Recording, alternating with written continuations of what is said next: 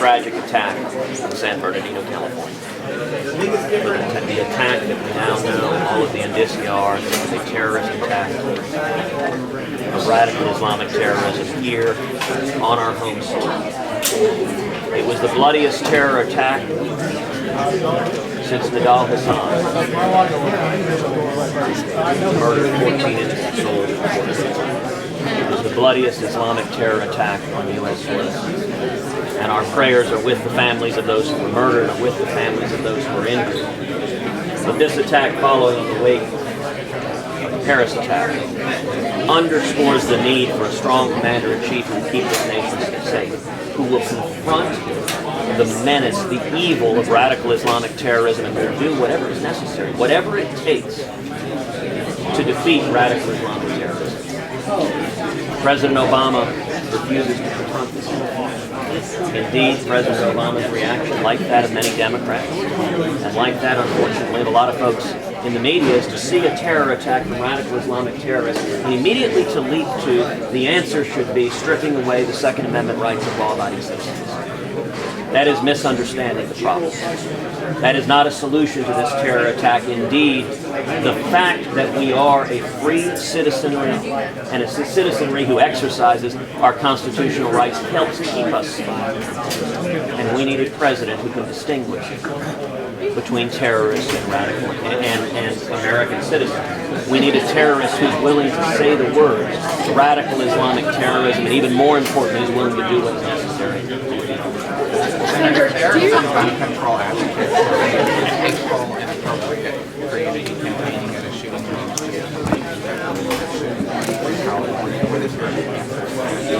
You are absolutely right, but there are many on the left, many Democrats, quite a few in the press, who seek to politicize any crime, any tragedy. And every time there is a terror attack, there is a violent crime, their response is taking away the Second Amendment rights of law-abiding citizens. That doesn't make any sense. It doesn't solve the problem. It's a result of the fact that they have a political agenda. Listen, the way you stop the bad guys is not taking away the guns from law-abiding citizens. The way you stop the bad guys is having a free and armed citizenry that can protect themselves. Senator, what specific steps do you think should be taken to try and prevent attacks like this from happening again? We need to begin with a president who sets out we will destroy. President Obama just a few weeks ago he said he doesn't believe in American history. He doesn't believe in American history. Quote, I don't have time.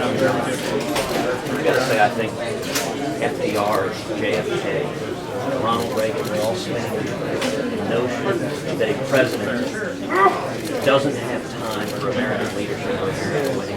We need the clarity. My view on radical Islamic terrorism is our strategy, to borrow a page from Ronald Reagan and Holt, should be very simple. We win, they lose. And as president, I will set out the explicit objective. We will defeat radical Islamic terrorism. What will that mean? What are the specific steps that you take? The specifics are targeting radical Islamic terrorism across the globe. Let's begin with that. But an attack like this, on our home soil, But an attack by like someone who is this, an American citizen. but an attack like this is directly connected to ISIS. Indeed, we have all sorts of indicia of radical Islamic terrorism. We know that Mr. Farouk traveled to the Middle East. We know that he was in contact with numerous individuals on the terror watch list. We know now that the woman who was with him, it appears, was having contact on social media with ISIS terrorists and pledging her allegiance to ISIS. And yet, the Obama administration failed to apprehend these individuals before they carried out their terror attack. They failed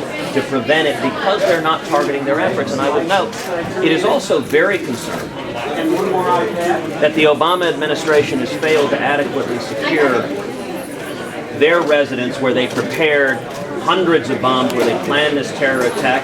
It appears a search warrant was executed and then law enforcement left. And media are now walking freely in a crime scene.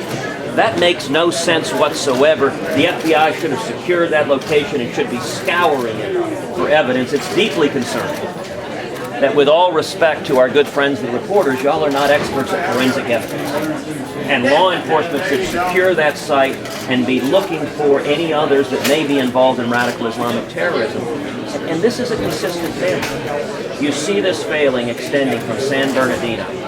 You see it extending to the Zarnaf brothers in Boston in the Boston Marathon bombing. You see it extending to Nidal Hassan in Fort Hood. In every instance, the Obama administration had the information to prevent the Boston Marathon bombing. The Obama administration had the information to prevent the Fort Hood terrorist attack. But because the administration, as an ironclad rule, will not even acknowledge that radical Islamic terrorism exists, it has been utterly ineffective at targeting the bad guys. We need to go after and stop terrorists. That includes here at home, but it also includes abroad. If you look at the Paris attack was driven by ISIS.